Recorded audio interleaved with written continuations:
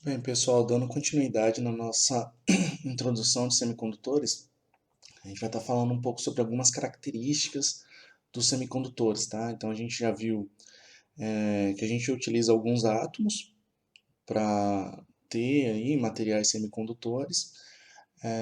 Nós vimos como dopar, né, transformando ali o semicondutor em tipo P e tipo N. A gente viu a junção desses semicondutores e ali a produção da camada de depleção.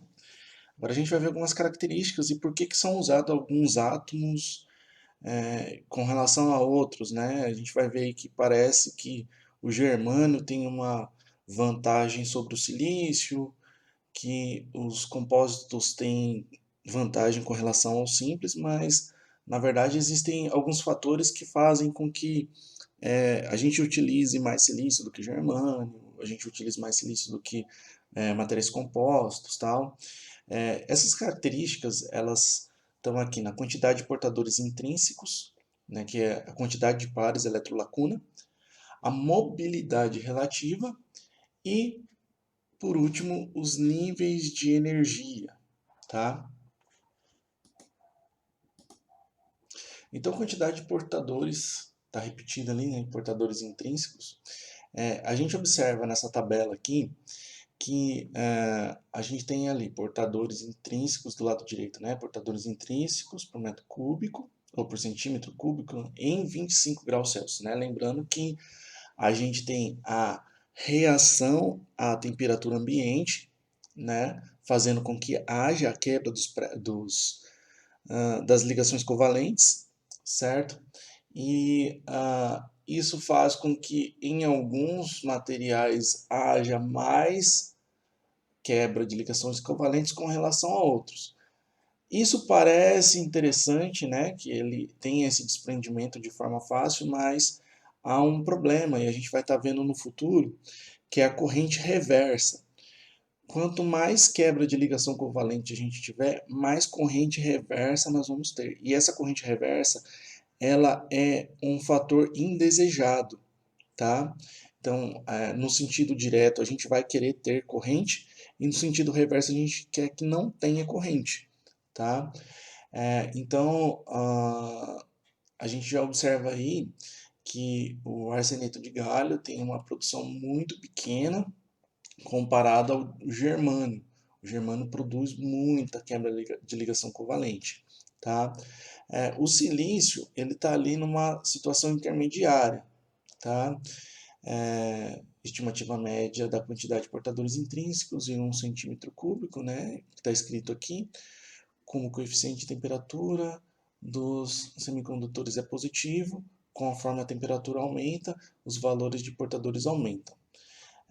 Isso vai ser detalhado um pouco depois, né? Que é um fenômeno relacionado à temperatura, né? Como a gente falou aí, a quantidade de portadores está relacionada à temperatura. Então, quanto mais temperatura tiver, mas vai haver a quebra de ligações covalentes. Tá? Mobilidade relativa, né? Seria, vamos dizer assim, a velocidade do elétron dentro do material, ali, né? Como se fosse a permissividade ali, né? De elétrons. Aí a gente vê que o silício ele perde aí consideravelmente comparado aos outros, né? O germânio ele tem aí mais do que o dobro e o arseneto de galho tem mais que o dobro que o germânio, né? Agora a gente pensa assim, pô, mas se o silício lá no outro, na outra tabela, ele era intermediário e aqui ele tem um dado um pouco pior do que os outros, por que a gente utiliza muito silício? Por causa da disponibilidade do, do material, né? A gente tem silício em tudo quanto é lugar. Na verdade, a gente habita em continentes de silício, né? E o germânio, a gente tem aí, né, algumas minas de germânio em alguns lugares, é difícil minerar, a disponibilidade desse material é menor do que a do silício, e também a parte do refino é que deve ter algumas coisas aí, né, que deve ser, já deve ter avançado bastante, né, do silício com relação ao do germânio, apesar de que no começo da eletrônica se usava muito germânio, mas a questão da corrente reversa fez com que ele ficasse um pouco de lado, né? Tem algumas coisas, né, alguns equipamentos de música, né, principalmente pedal de guitarra, essas coisas, o pessoal ainda usa bastante componente de germânio, desculpa, usa então em algumas funções ainda se usa ali o germânio, na maioria das vezes é o silício, ele atende bem, veja bem, o celular, o computador que vocês estão usando, é, vamos se dizer, todos os componentes são feitos de silício, então eles nos atendem bem, mesmo não tendo aí uma velocidade muito grande. Agora, o arseneto de galho provavelmente deve ser meio complicado, né? Fazer o refino, para depois você fazer essa mistura, né? Talvez ainda seja muito caro para fazer isso, né? Mas acredito que com a evolução da eletrônica, daqui a algum tempo, sei lá, 10, 15 anos, a gente tenha esse material aí como uma realidade, tá? Veja bem, olha a velocidade. Então, se a gente tivesse aí alguma coisa aí próxima de 6 vezes mais, aí 5 vezes, 6 vezes mais do que o do silício, em comparação, em relação à velocidade, os nossos computadores vão ser muito mais rápidos, a memória dos computadores, né, a do celular também, então parece ser alguma coisa bem promissora, né. Tem outros materiais também, né, o grafeno, tem algumas coisas novas surgindo aí, e vamos ver quando isso vai se tornar realidade, né. Por enquanto, a nossa realidade aí são componentes de silício, tá? Bem, níveis de energia. Essa parte é um pouquinho mais complicada de entender, mas eu vou tentar aqui simplificar, tá? Essa daqui é a representação clássica de um átomo, tá? A gente vai ter que enxergar ele de uma forma planificada. Imagine que a gente pegou esse átomo aqui e cortou ele no meio, assim, ó, certo? O que que a gente vai ver que é um átomo, a gente vai ter a quantidade de camadas aqui, né? E é o que nos interessa essas quantidades de camada. Por isso que a gente vai ilustrar o átomo, de certa forma, cortado, tá? Então aqui a gente tem uma segunda ilustração, né? Onde a gente tem o núcleo, né? Igual aqui. E aqui a gente tem 3 camadas, um átomo com 3 camadas, tá? E aqui, um corte simples aqui, né? Como se tivesse cortado assim. E aqui a gente tem essa ilustração linearizada. Como se a gente tivesse pegado essas linhas aqui e esticado elas, tá? Então a gente tem o núcleo, né? O núcleo ele tem uma bordinha aqui, né? Então a borda do núcleo. Essa primeira camada ela está aqui, chamada de R1, essa segunda camada de R2 e a terceira de R3. Acho que vocês já sacaram a ideia, tá?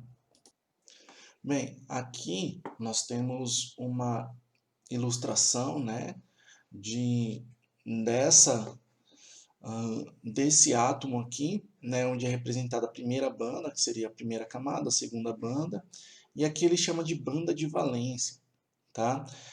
Vocês vão bem lembrar que o átomo ele tem lá as camadas e só a última recebe o nome de camada de valência, né? As reações químicas ali, né? Não sei se eu posso dizer bem isso, mas as reações químicas elas ocorrem todas ali envolvendo a última camada. A gente viu isso nos vídeos anteriores, onde ali havia o empréstimo do elétron, que era a eletrovalência ou compartilhamento dos elétrons, que era a covalência, e tudo isso acontecia com os elétrons da última camada, sempre observando os elétrons da última camada. Das camadas internas, isso não eram relevantes, né? Então aqui ocorre mais ou menos da mesma forma, né? As bandas anteriores, em tese, não são tão interessantes nesse primeiro momento, mas a gente vai entender aí, vai observar essa banda de valência. Fisicamente, né, existe essa questão, né, quanto mais longe do núcleo, né, lembrando que o núcleo está aqui embaixo, né, antes da primeira banda, quanto mais longe aqui, maior é o nível de energia, certo? Que esses elétrons têm que ter para poder se desprender da banda de valência. É isso aí que a gente vai estar vendo aqui, tá?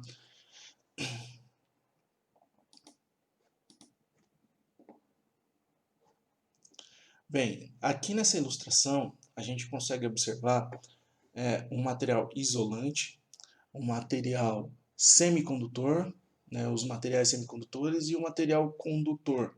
Tá?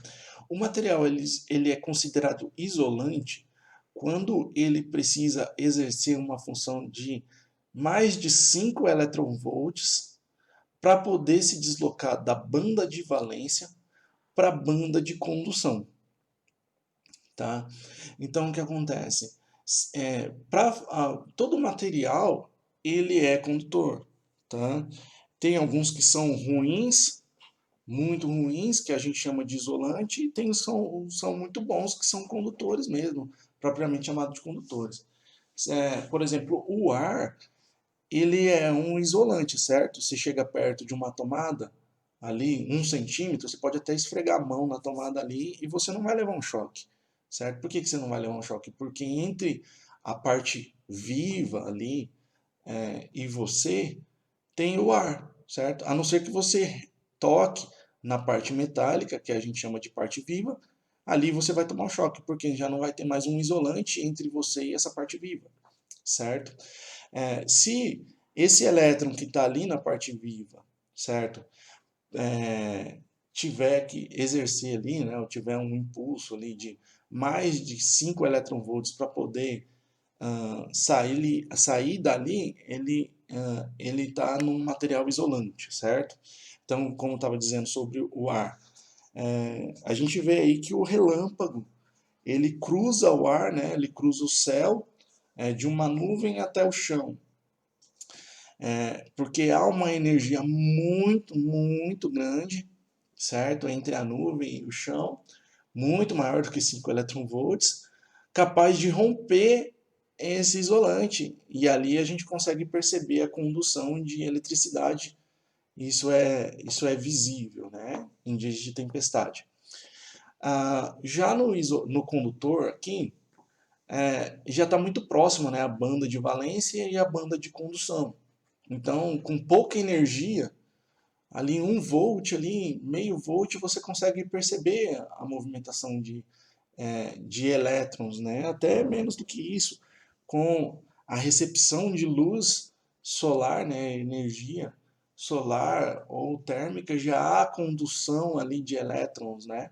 Então, essa é uma característica dos materiais condutores, diferente da dos isolantes. E o semicondutor, a gente faz com que essa banda de valência ela se aproxime ou se afaste dessa banda de condução, certo? Que seria o nível de energia a qual há o trânsito de elétrons, tá?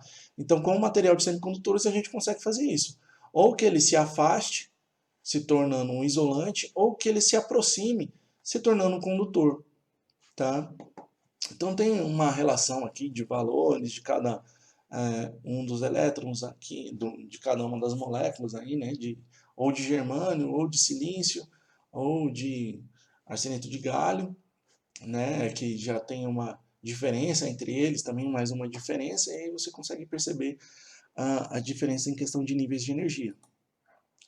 Aqui a gente tem uma escala de resistência de materiais, né, que a gente consegue perceber onde aqui a gente tem os materiais condutores, os isolantes e os semicondutores, onde a gente consegue transicionar ele tanto para esse lado aqui quanto para o outro.